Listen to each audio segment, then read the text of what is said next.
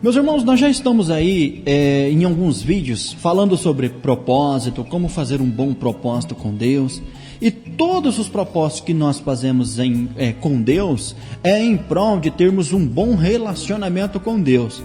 E por falar em relacionamento com Deus, uma coisa leva a outra. Então, vamos falar hoje sobre como ter uma vida com Deus. Como nós podemos viver um relacionamento íntimo, pessoal com Deus. Sim, meus irmãos, é possível. Eu não estou falando somente de ir a um culto periodicamente, eu não estou falando de... Não! Então curta, comenta, inscreva-se e compartilhe o vídeo. Isso me ajuda a manter o meu trabalho, o meu canal aqui no YouTube, pregando-lhe a palavra de Deus. Então seja uma ferramenta para a vida de outras pessoas, uma ferramenta na mão de Deus para abençoar a vida de outras pessoas. Tudo bem? Vamos lá. O primeiro ponto, meus irmãos, para ter um relacionamento íntimo com Deus é o novo nascimento. Nascer de novo. O nascer de novo significa ser nascido do alto, ser nascido de Deus. O novo nascimento, uma regeneração pessoal de dentro para fora, é uma mudança que só o Espírito Santo de Deus é capaz de fazer na vida do homem, de fazer na minha vida, de fazer na sua vida. É uma evidência da sua salvação, abandonando o pecado e praticando uma vida nova com Deus, voltada para Deus e voltada para outras, ou seja, tendo comunhão uns com os outros. Então, é de suma importância que nós, para termos um relacionamento com Ele, precisamos nascer de novo, e para nascer de novo, precisamos confessar o nome de Jesus Cristo como nosso verdadeiro e único suficiente Salvador. Veja o que ele disse em João, capítulo 3, verso 5. Respondeu Jesus: digo a verdade, ninguém pode entrar no reino de Deus se não nascer da água e do Espírito. Nascer da água é o primeiro passo, uma evidência para a sua fé em Cristo. O primeiro passo que você prova, a ação que prova a sua fé.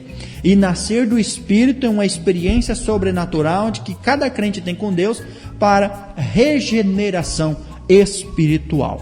Segundo, amar a Deus sobre todas as coisas. Sim, e é um mandamento de sua lei lá no livro de Êxodo. Ou melhor, lá no livro de Levíticos também, né? Em Êxodo também tem. Mas deixa eu dizer uma coisa. Amar a Deus sobre todas as coisas compreendemos como não deixar com que coisas supérfluas ou qualquer outra coisa tome o lugar de Deus em sua vida. Como, por exemplo, primeiro Deus, depois família, depois igreja. Essa é a ordem das suas coisas, como ordem prioritária espiritual. Primeiro Deus, depois família, depois igreja, familiares e amigos, né? Depois a comunidade. Essa é a ordem, os fatores. Tudo em primeiro lugar. Não deixe Deus para segundo lugar. Em 1 João capítulo 3, verso 1. Veja como é grande o amor que o Pai nos concedeu, sermos chamados filhos de Deus, o que de fato somos. Por isso, o mundo não os conhece, porque não o conheceu. Quando nós amamos a Deus sobre todas as coisas, os filhos de Deus priorizam a Deus em tudo.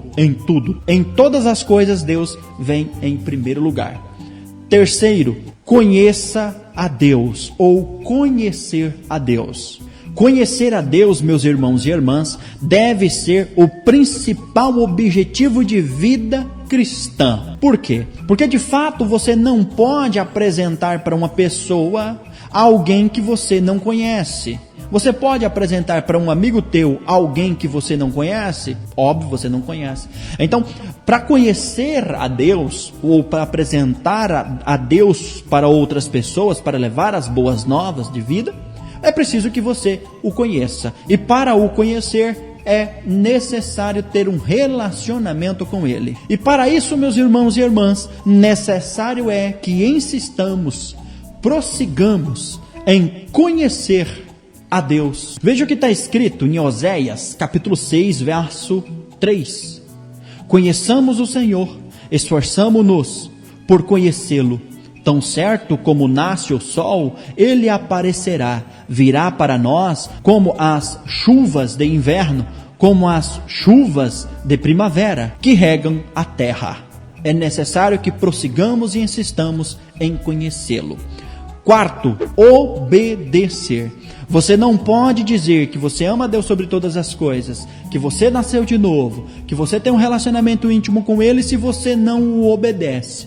O obedecer é uma evidência necessária, digamos assim, para que você prove que você tem um relacionamento com Ele. Porque todos aqueles que o aceitou como verdadeiro e único Salvador e único Deus, todos aqueles que nasceram de novo, mostram através do seu amor o resultado de sua obediência. Em João 14,15 diz: se vocês me amam, obedecerão os meus mandamentos. Então, se você ama a Deus, se você ama a Deus sobre todas as coisas, você obedece os mandamentos de Deus. E o que é os mandamentos de Deus? Honra teu pai e a tua mãe para que seus dias estejam longos na terra. Não tomarás o santo nome do Senhor teu Deus em vão. Não matarás, não furtarás. Você obedece à lei de Deus. Você obedece à palavra de Deus. Você está debaixo dos estatutos e princípios da palavra de Deus. Quinto, viver em comunhão com Deus e com as outras pessoas. Isso aqui é muito importante porque você também não pode dizer que você ama a Deus, que você obedece, se você não tem comunhão com Deus e se você não tem comunhão com os irmãos.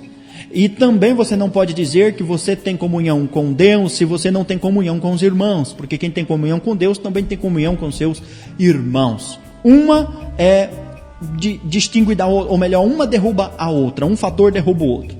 Então é muito importante. Viver em comunhão com Deus, meus irmãos e irmãs, é viver de acordo com a vontade de Deus, é viver constantemente de acordo e harmonia com Deus, estando de comum acordo com a vontade de Deus. Amós capítulo 3, verso 3, meus irmãos, diz: andarão duas pessoas juntas se não estiverem de acordo?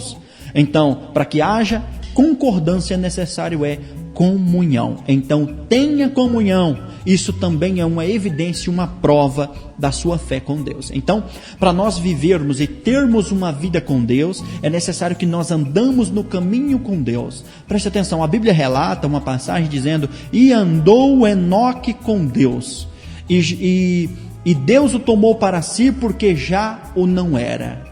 Ou seja, Enoque viveu e se relacionou com Deus de tal maneira que a personalidade de Enoque já não era ele, mas era Deus.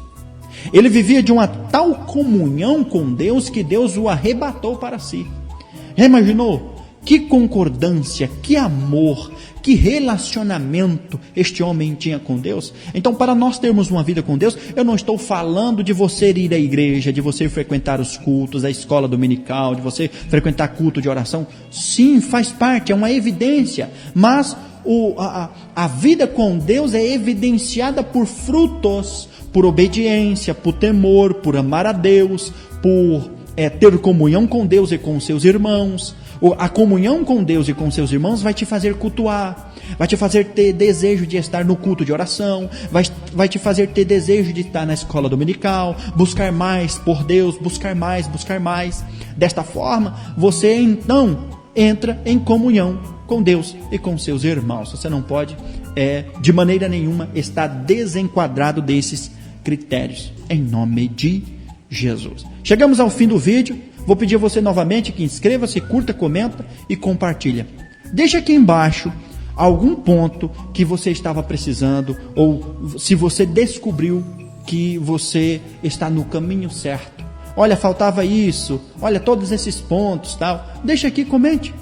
Se não tem nada para comentar, só comenta um amém, Deus abençoe, glória a Deus. Isso vai ajudar também no engajamento do vídeo, tá bom? Deus abençoe, até a próxima.